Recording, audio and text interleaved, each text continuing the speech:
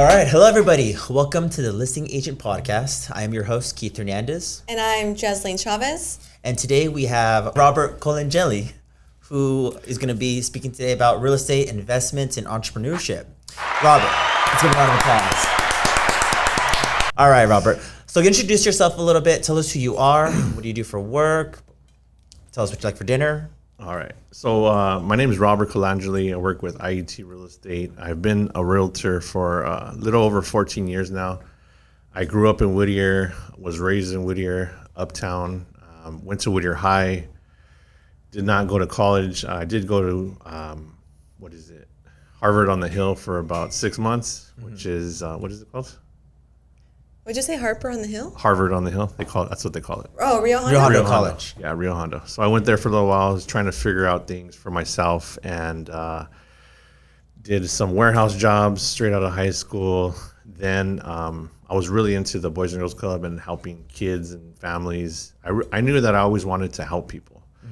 Growing up, I worked at the Boys and Girls Club through my high school years.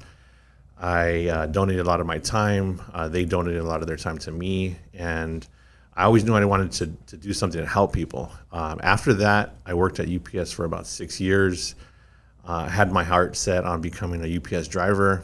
At that point, they were making, say, $120,000 a year. I was making $20,000 a year if I was lucky. And my goal was to become a driver. At that point, it was a 10-year wait. I did it in 4 years.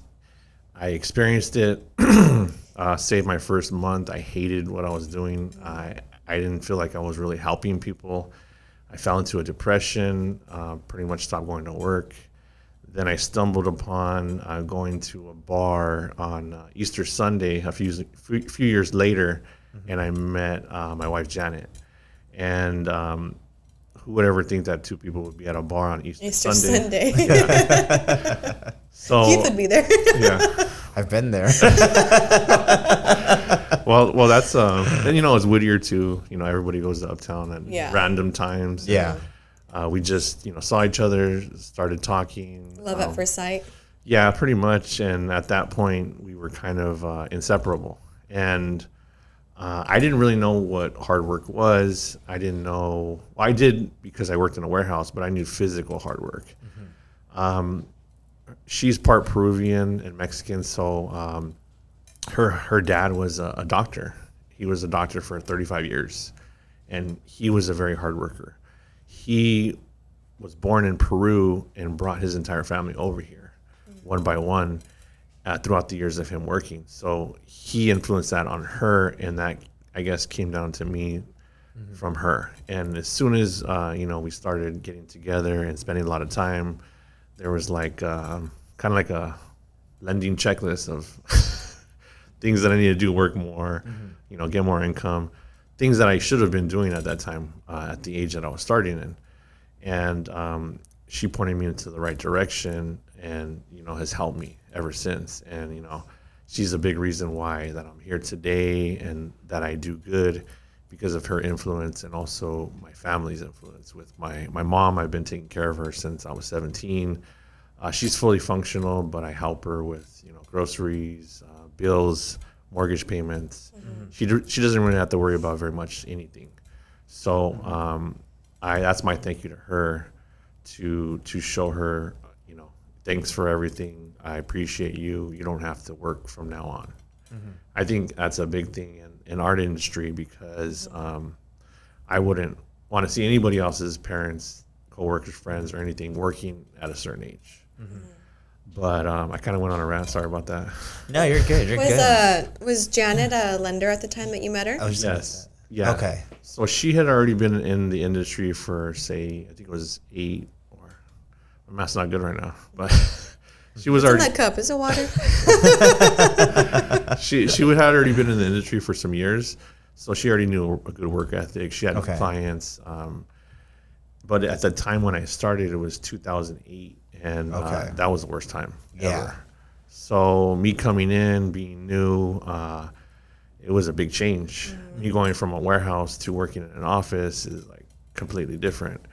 And it took me a little to adapt to it, but you know, me being in a warehouse at 110 degrees compared to being in an office at 70 degrees, I have, of course, chose the office.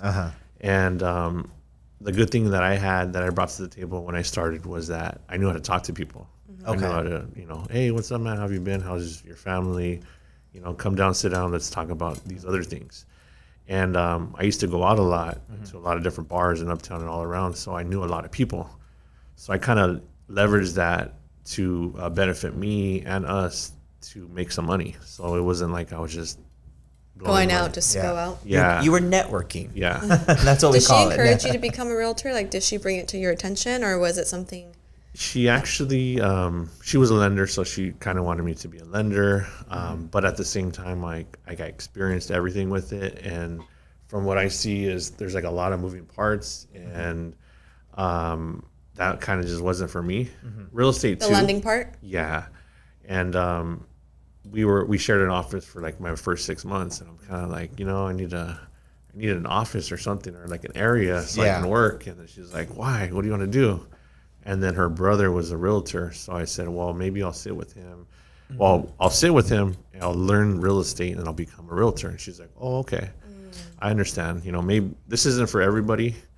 That side is probably more for you because you like to go, you know, drive around, you know, talk to people, and you enjoy yourself doing that. So, you know, go ahead. He'll train you. At that time, he probably had like about 15 years of experience. Okay. So I was trained by somebody that was very knowledgeable. Okay. And he used to work with Michael Berdalis from Downey. Yeah. Oh, yeah. So he was friends with their family still to this day.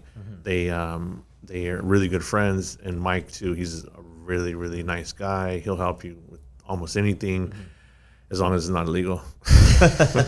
But a really nice guy. Every time you see him, you know, just very good charisma and everything. So that's kind of how I got offered, you know, real estate. So her brother's the one that kind of showed you the ropes, showed you everything in real estate. Yeah. When you started doing real estate, what was one of the first struggles of actually doing real estate that you had? It's because I know 09. No, 08. I mean, the market was on fire. It was tough. burning. Yeah. No, that was when it was like it crashed. Yeah. It crashed. Yeah. Right. And then after that, so what were some of the struggles starting out? How did you get some leads? How did you go about this? Or how was your first deal? And like, how long did it take you to get your first deal in 08? Or like, what can you recall from, like getting your clients back then? Right. So we know it was a crazy time. No one was really buying or selling, but no matter what market, there's always going to be someone that's going to buy or sell. So I reached out to every person I knew, messaged them, called them. When I ran into them at a bar, talked with them. Hey, this is what I'm doing. This is what I'm doing. Giving cards to everybody I knew. So at that point, it was a bit tough because at the same time, those people that were your friends were like, "Are you sure you know what you're doing? You know, you used to just started. Yeah, you worked at UPS. How could you go from UPS to becoming a realtor? You know, that kind of doesn't make sense." And I didn't have like a lot of support from my surroundings. So I think that made it a little harder. That was like a struggle that I dealt with, and almost anybody out there deals with. But at the same time, I was kind of all in. Like I was, I just pretty much lost a job or walked away from a job that I worked at for 6 years. You know, I was at about, drivers starting off make probably about $120,000 a year. So they can have the potential to make, now I think their contract even got higher. They can make like $250,000 a year. So it was good money. I was walking away from that going into this, and I just had to talk to as many people as I could, keep in communication with all of them. I used to post on Craigslist, and I would put, you know, loans offered, any kind of finance, hard money, because Janet was closing a lot of hard money loans at that time. Okay. So those were easy. As long as they have equity, they can cash out to a certain percentage. This was their rate. We charged so many points. So we were like referral partners. So I would get people from Craigslist interested in hard money loans. Either they wanted to buy a property that was hard money that couldn't get financed, or they wanted to refinance to cash out. So I would post on there almost every day. My first deal I got was I can't remember the guy's name, but he was an older man. He owned like 15 properties. He messaged me, sent me an email. He messaged you through Craigslist? Through an email on Craigslist. He sent an email, and he said, "This is what I need. Can you offer?" And I just immediately took it to Janet. "Hey, can you do anything?" So she's like, yeah, this is what I can do. Get me in contact with them. I'll give them all the numbers, and I'll close them. So I was like, oh, perfect. Got in contact. She closed that deal. He said, I have a real estate transaction for you. I have this property that I want to buy from my friend. Can you help me? I said, of course. So that deal, it was, I remember to this day because it was like the biggest paycheck of my life at that time. It was, we made 5% commission. I represented both sides, and the sales price was $520,000. So back then, I thought I was a millionaire, and it was all great. That was a good sized check, but I think everything that I dealt with, it was for a reason. Yeah. And it might have been a lot of that time, but then I knew how to think like for the future. Like this is one time payment. I still have to get another check. I still have to keep it going. So I think I probably blew it on a bunch of dumb stuff. Robert, did you go to Vegas? Yeah, that's the number one. Yeah, I remember that time too. So I don't know what it is, but when realtors close their first check, they either go to Temple and Downey, Diosa, or Vegas. So yeah, we went to Vegas, and I probably blew half of the check there, which is stupid. And then we live and we learn. Yeah, all right. But I think it was for a reason. Okay. To show you, hey, this is good money, but you still have to save. And I still had to go out there and produce more deals to make more income for the year. So are you saying that we should post on Craigslist? It still works, actually. Do you still post I don't post on it, but my coworkers do, and they've actually gotten buyers. Wow. Honestly, any source, anything helps. As long as it works. Especially in today's market right now. Yeah. For sure. Anything works as long as you work it. And Yeah. if you're a realtor just starting and you're just like waiting for people to call you, you're probably not going to last, and you're going to probably hate this industry when you get out of it. But if you apply yourself and try to problem solve and figure things out, you can really do good things here. So it sounds like you did a lot of networking. You did a lot of different things. Did you ever do like the door knocking? Did you ever do open houses? Did you ever do cold calling? Did you ever do any of that stuff? I've done cold calling here and there. I do a lot of open houses. I still do them to this day. I won't do both days. I'll just do Saturday and let whoever else do Sunday. I might do like exclusive brokers open like on a Thursday or Friday, but I usually never do anything on Sundays now. Okay. But that was, when I started this till maybe a few years ago, I would do Sundays. I would do 7 days a week sometimes. Yeah, when you're new in the business, you have to. Yeah. You got to go out. Yeah, you don't have a choice. All full force. There's no days off. Like Right. if you're taking, say you're a new realtor, you're going to the office 5 days a week for 4 hours, and then you're taking Saturday and Sunday off, you're probably not doing good. Unless you have, a very good influence of people that are supporting you and giving you deals. But if you're not seeing that reflection of deals and people working with you, then I would say get in there Saturday and Sunday and do open houses, because those are going to produce leads for you that could possibly close in the next 30 days, so then you can get some income. Yeah. What's your main source of lead generation, would you say now? I would say word of mouth, sphere of influence, people that I've grown up with, that I've went to school with, that good friends of family. I get a lot of those because every person that I've ever worked with, I've always taken care of them, either through the transaction or a great gift, or even I run into them. I'm kind of a person where if we've worked together and I see you at, let's just say Chili's or something, then I'll say hi and then I'll just pay the bill and then, oh, thanks. It's not like people see it in different angles, like oh, he's trying to show off, or he's trying to it's not like that with me. It's kind of like, thank you for what you've helped me with, And, I don't drink anymore. I haven't drank in 7 years. And I'll buy them drinks, or if they have a tab or something, I'll hook them up. Even my friends too. Because, if I give, I know I'll receive.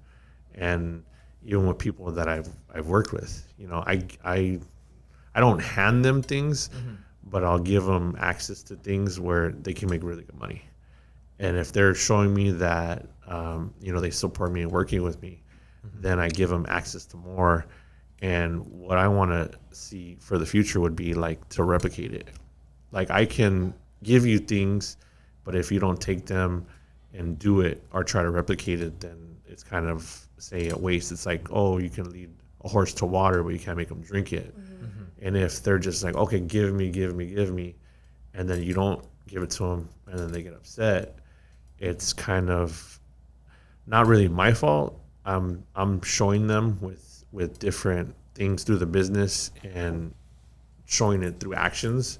So I think at that point, you as the individual realtor or person that just started in the business has to take the next step and grow as a person. Because if you just take and then you don't get it and that's it, you're not gonna get nothing for the long run. Yeah. So you're saying that kind of reflects into how you get business because you're such a giver, I right? think, yeah. And then it's like the referrals just kind of come. Yeah, because there's been times where, I've done flips with people and I do, let's just say I find it, I got the workers, I get everything together, I pick 90% of everything. And then, I bring you in as like a project manager to help me because I can't be at every project. Right. And I don't want to be at every project. It's, I do to pick certain things, but to just sit there and like, hey, we need this. Oh, I have to go run to Home Depot. Right. I don't really, because I still have to do real estate. So I like to help because it frees up my time.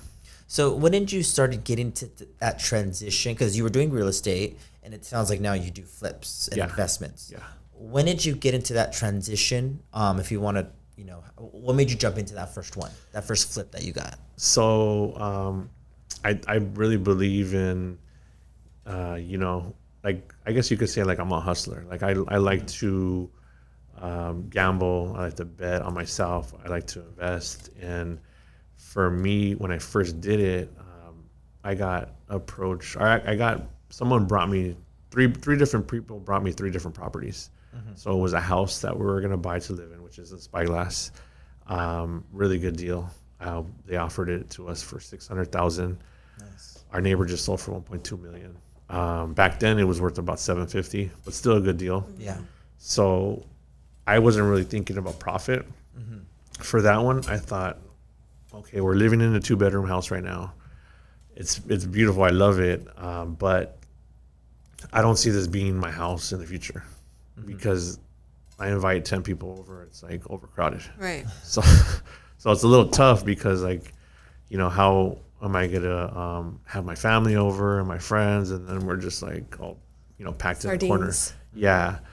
But we did that like so many times. And then at that, maybe like 3rd or 4th time that happened, I was kind of thinking like, man, we need a bigger house. And Janet's more the conservative one. Like, no, why do you, we don't need no more bills. But I thought, things are going to get more expensive in the future. Yeah. I'm sure. This house is I know once I seen it, when I walked through it, I was like, it's going to be worth over $1 million very soon. Was it an off market or? Yeah, it was actually on the market and then expired. And then one of my friends from the gym a long time ago, I would always tell him, send me referrals. I know you know a lot of people. He was getting his haircut by a hairdresser, and she told him the story like, hey, I need to sell my house. The realtors gave me the runaround. I just don't want to deal with it anymore. I want to get out of it. I don't want to pay it. So he calls me while he's getting his haircut, and he puts her on the phone. I barely know any Spanish, but I set the appointment for mañana. Mañana at 1 o'clock. Don't even and know. I got her address and everything. So then the next day, I knew we had to get there quick because it was kind of seemed like a hot deal to me. So I scheduled for the next day. So she calls me when we're on the way there, And she starts talking in Spanish all fast. And then I give the phone to Janet. I said, whatever you do, don't cancel the appointment. Just tell her we're going to go show up just to do a walkthrough. We're just going to talk with her. That's it. Where she's not obligated to anything, which she's not. We just want to talk and see if we can work something out. So she's like, okay, but I'm not signing nothing. All right, perfect. So then we walk through, and she tells us everything she's looking for, which is not that house. And then she just wants to get rid of it. Where do I sign?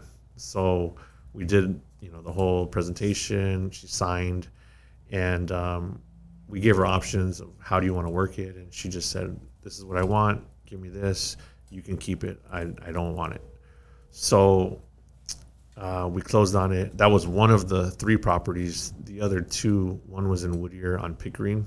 It was a flip on Pickering and Mar Vista. And then the other one was a duplex in Boyle Heights. Oh, nice. So, like I said, we go all in. And that was literally all in with every penny that I had. So were the flips duplex in Boyle Heights and then the one in Pickering? So you did, It was 3, yeah.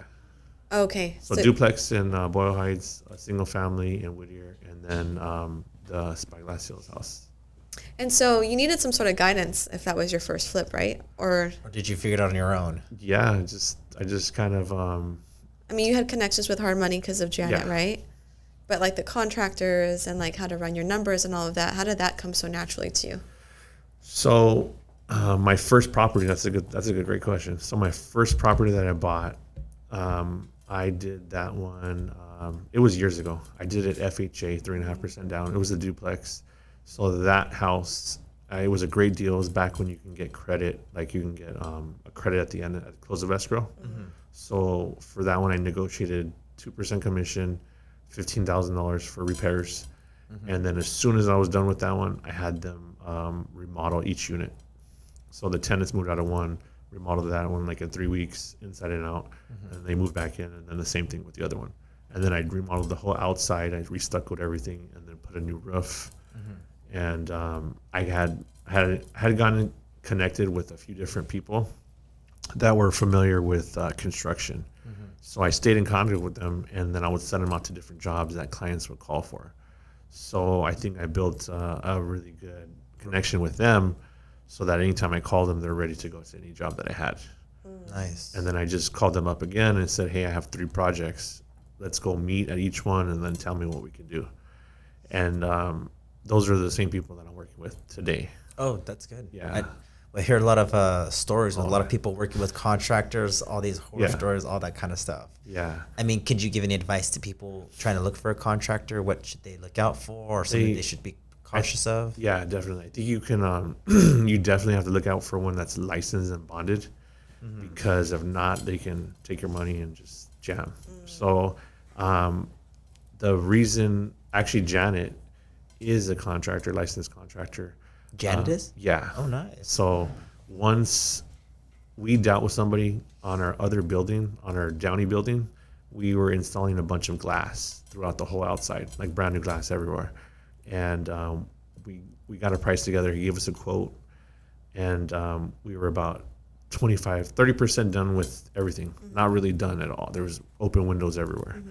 And the contractor calls me, and he's like, hey, we got to talk. And I'm like, yeah, just tell me over the phone. He's like, no, we got to meet.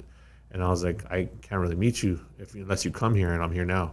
And he's like, okay, well, the price went up $18,000. And I was like, what do you mean? He's like, yeah, you got to pay more. This is what we got to do to finish the job. And I said, I'm not going to pay you $18,000 more. You're crazy. He's like, oh, well, I'm going to do this and that. I'm going to put a lien on your property. My attorney's going to call you, all this stuff. So I was like, you're crazy, bro. Call me when you're... Attorney calls. I'll let you know when my attorney calls. I didn't really want his attorney to call. But I said, call me when you're more level-headed, and we can talk about this, because I'm not going to pay you no more than what we already agreed on.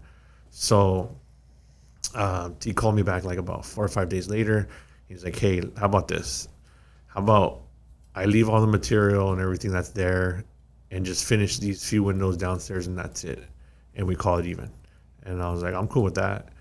So he actually never came back to finish any windows. but all the material was there. So I think I think the total was 34. I put down 18, me and Janet, and then there was about 16 left over. So then I had another guy from my guys contact another glass guy that they knew. He brought him over and he finished the job for 8,000. Yeah. So I actually got it done cheaper. Wow. Nice. Because like 90% of all the material was there. They had to order a few windows, but not a lot. Did he So- justify why he wanted a price increase? Or Yeah. He did, but well, actually, no, he didn't. We never sat down and talked about anything. He just said, I said, so what exactly happened? I'm like, did you misquote me? And he's like, no, not exactly. But he never gave me a straight answer. So I'm sure, because when I heard that it was 34,000, I'm like, yeah, that's an easy yes. We had gotten a few quotes that are like at 55, 70, because there was a lot of glass. Okay. And it was pretty good glass. So that's why I kind of knew that maybe he messed up somewhere, and it just worked out for the both of us. was he licensed and bonded too? He wasn't. Oh. That's for the learning. I think he was in another state, like in Florida or something. But as soon as we dealt with that, I told Janet, you need to get your contractor's license. And she's like, what do you mean? Me? And I'm like, yeah, you're the one that's good at, you have a degree, you know how to take tests. You're smarter than me, so You're a please, babe. broker. Like, it just makes sense. Like, I design, you do the, you can do the contractor part of it. But yeah, I pushed her to do it because I didn't want to really get into a situation like this again. Right. Yeah. And then get screwed. Yeah. So What advice can you give, like for someone buying their first property, you know, young? What advice can you give them, and what should they buy? So number one, it's never the perfect property. Okay. Right. Everybody's like, no, it must have a door facing this way. It must have the kitchen open on this side. The first property you buy is 100% not going to be your forever property because you have kids, you know, things happen where maybe, you know, your relatives, maybe your mom or your dad or any family member may need to come with you. So if you're in a 2-1, automatically you need a 3-4. If you have kids, 4+. So never get caught on the fact of it has to be perfect, because there's really no perfect home out there. Regardless, we've remodeled so many homes, and a lot of times we go back because we're friends with them, and then the walls are all different colors, and we're like, "What'd you do?" But You're like, I designed this. I have a great eye for design. yeah. Janet Like said. you so you see it, you're like, oh, but I wasn't like offended. I'm like, okay, they made it their home. This is what they feel is home. Right. So no matter how perfect you might think it is, when you finish it, the next person that comes in that's gonna buy it and they're gonna make it their home, they're gonna do things to it that they want. So I understand that, and the buyer should understand that too. Of, you know, I can change this eventually. I can paint the cabinets. I can rip them out. I can put new cabinets.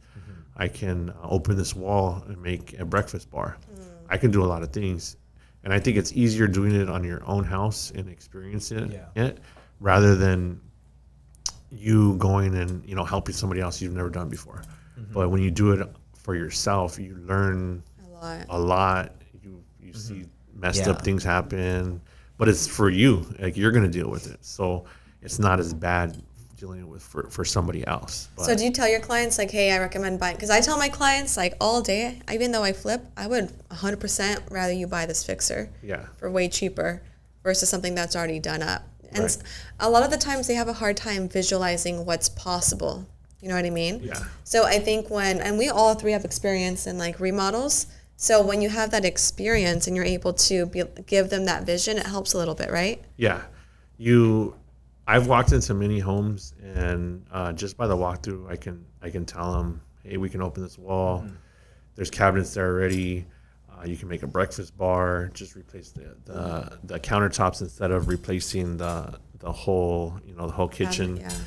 There's different like hacks and ways to make a regular home look even nicer with spending like half the money. Yeah. And sometimes, like, I'm sure, like, my clients will sometimes give me pushback on that.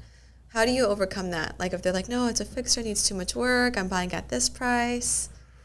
With me, I would compare the payments. Right. And look at, you're going to save in in the beginning or the long run, with this payment being so much lower, you are going to have to do work, but this is how you're going to save. You're not going to owe as much. And especially right now, there's a lot of good products out there that can help. They don't even have to be first time buyers. Yeah. They can help almost anybody. But yeah, that would be my suggestion. Can you share some of those products? So one of them, He said, "Call my wife." would be 562. Well, one of them we all know about would be like a rate buy down for 25,000 or so. I heard it's cheaper to do to get a $25,000 credit to buy down your loan buy down your rate rather than getting a reduction of $25,000. So it saves you so much in the long run, or actually those first 2 to 3 years, rather than because it sounds great. Oh, I'm getting it $25,000 less.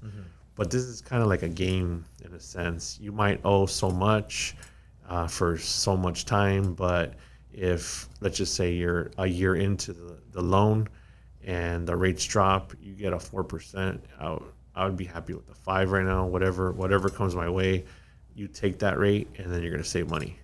So just like the house, it might not look the best at the beginning, but you can make it your home, and the rate too. The rate, it can always get better. Robert, do you do any? I know you do a lot of the flips. Do you ever keep them or hold? Yeah, we have apartment buildings like in Cudahy, Bell Gardens, Southgate, some in Whittier. I have a few different houses in Whittier. My mom's house too. I'm actually gonna probably develop that into like say duplex, triplex, because I have a pretty good sized lot. I do have a lot that's actually connected to the building I have in Whittier. That's around 10,000 square feet. Oh, you bought it? That lot right there? It was included in the sale. Oh, nice. Built some apartments right there. Yeah, so it's in between 2 apartment buildings already. I grew up 4 apartments down, so I know the area pretty well. It's little hood still, but nothing wrong with that. Yeah, there's nothing wrong with that. So my long-term goal, and that's kind of like retirement, is to develop that parking lot into 3+ units. We're going to see how much we could do with it. But that would be definitely, it's in an opportunity zone too. So that's like 100% like retirement. And we own our Downey building too. I have some plans for that eventually, to possibly build up on the second story to make it larger. And then probably make the whole bottom parking, because we kind of have like an issue with parking. So that's my plan right there. But nowhere's really a bad area to buy. There is hood, but Do you see which of the cities that you have is the hardest to work with? Well, I was gonna say Southgate, because they have a pre-sale inspection. But I haven't had to sell or anything, so I haven't had to deal with them. I've dealt with them a lot with other people's sales, but it's just they're just trying to make their money off work that hasn't been done through them. So I understand, but there hasn't been anything I would say too crazy that has been with cities. It's been more seller, the buyer, or something happening in the transaction, but I haven't had too many problems with the actual cities. So how many doors do you own right now? We're about like 42. 42. Yeah. Dang. So you have a lot of passive income coming in. Yeah. And then we got some hard money loans too. So that. Do you have any tenant horror stories from these past 2 years? We have one, or we have a few in Bell Gardens, but there's one that we sold about 2 years ago. So that one got a good deal. Paid $1 million, 5 units, 2 3-2s, 2 2-1s, and a 1-1.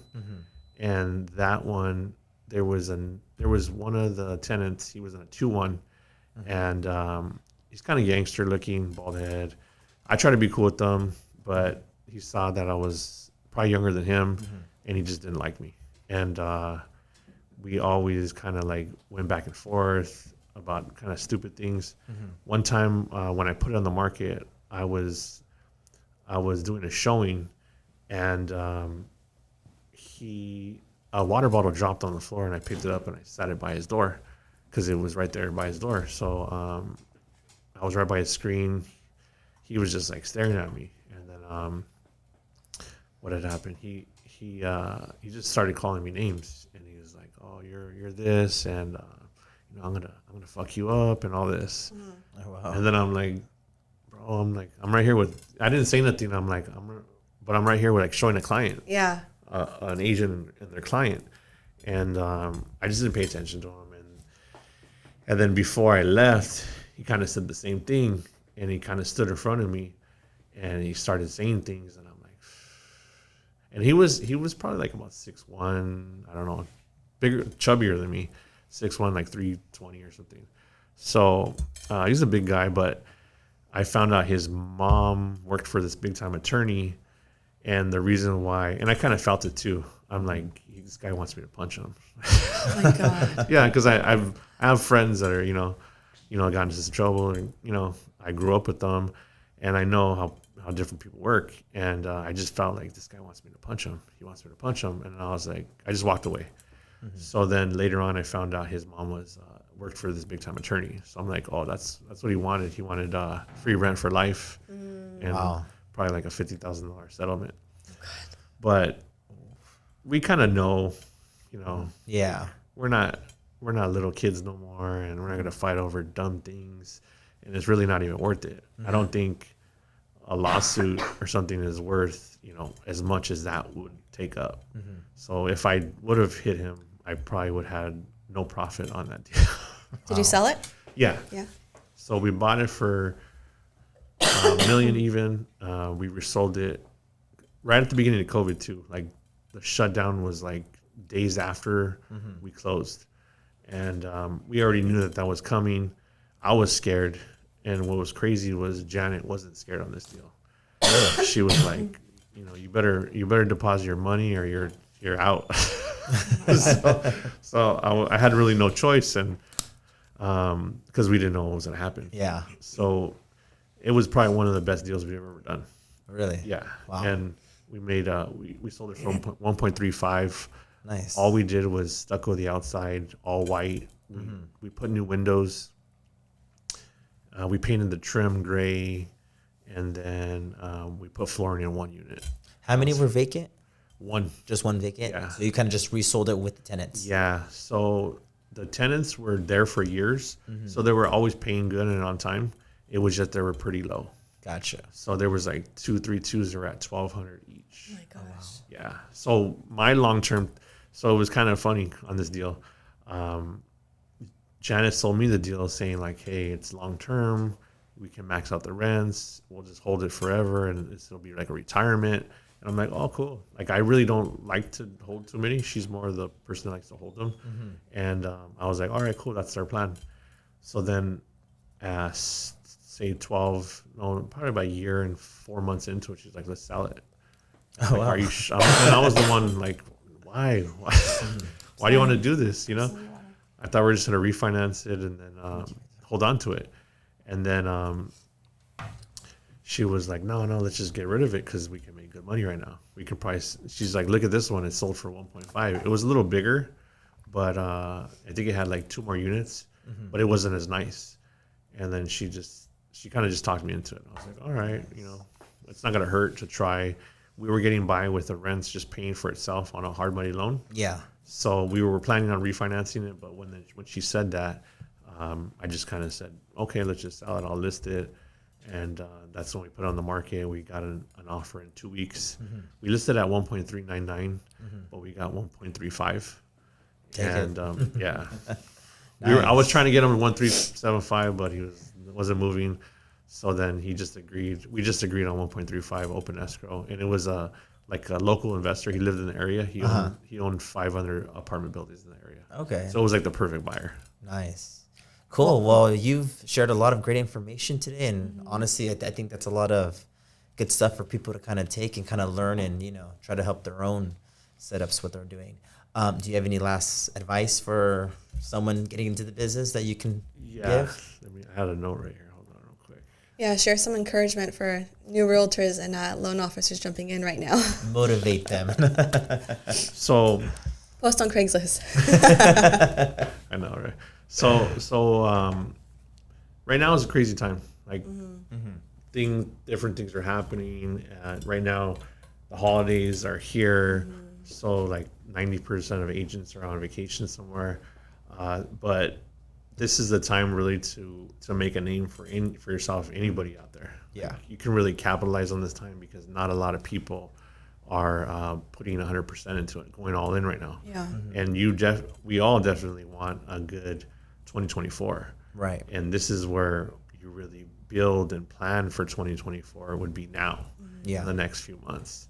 So things might not look all nice and pretty in real estate right now, and you can't really pay attention to that picture of it.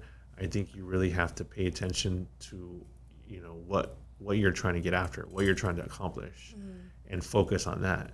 And if you're able to, but you still have to have like your non-negotiable things down that you're not going to negotiate. You have to have a routine for sure, daily, because if you don't have a routine, you're not persistent, you're not consistent. And you have to be consistent to do good in real estate. It's not just I post twice a week and I get 10 leads and then I close 10 of them or 5 of them. It's not that easy no more. Everybody's kind of stuck in like COVID times of like, oh, I go to Starbucks and I get 3 buyers. Yeah. But that was a period. I had been saying this is not going to be forever since 3 years before that, which was great. Even before that, it was still a good market. Yeah. And I would tell everybody, like, this is like Disneyland right now. So you better like really focus on your business because it's not going to be like this all And the time. save your money. Yeah. And then like some agents are going on Cancun every month. I'm like, this is not going to like, I'm not You're all, trust me, I went to Vegas. Don't do it. Yeah. And I would tell them like, hey, I'm just trying to be your friend. Don't even look at me as like a manager, anything like that. I'm just trying to give you advice because I've done this. Yeah. Like, focus more on working and get a constant flow of business, and then do whatever the hell you want. Go build a team and have people in place to help you. So if you do go on vacation, you still have money coming in. But don't do it how you're doing of we're calling you and you're in Cancun and you're doing a tour somewhere and then like we still need your answers because you haven't closed the file. Don't do that. And oh well, don't tell me what to do. And okay, like I understand. Like I can only do so much for you. I can't wander for you. Yeah. And yeah, you can't really focus on the smaller things or the picture of it right now. You have to have a goal of what you want to do, set those things down, and then work and go all in and to accomplish those things for you, your family, and definitely you have to have a why. Yeah. Because if you don't, you're gonna be just sitting there doing who knows what on Instagram and not have a clear picture of why you want to do it and for who and what you want to do. Yeah. But definitely working out has helped a lot. I work out like 5 or 6 days a week. That helps me clear my mind from, this job might not be physically stressful, but it's definitely mentally stressful. That's for sure. Yeah. Can all agree on that. I just had a buyer last month, actually seller. One of the buyers went to El Salvador last minute. We were supposed to sign the next day. We had to get a notary to go out there to sign power of attorney. They had to, it was so much. How long did that process take? Because I'm actually about to deal with that right now. Yeah. Power of attorney? It took about a week.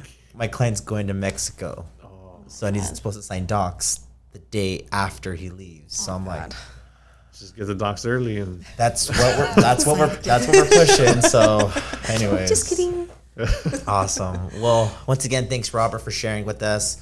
Hope to have you again here soon. Again, thanks. That was great information, and we'll go on dirt. Thank you. Yeah. All right, take a Can I round of say one applause. thing? Can I say one Yeah, more sure. thing? Go for it. So thank you guys, Angel, Patty, everybody here for having me on. I'm actually putting out a podcast too called No Role Models, because back in the times when I grew up, it was different times, and I didn't have very much of role models out there to influence me, but I surrounded myself with other people that could help me get there. So I just want to leave a message with everybody.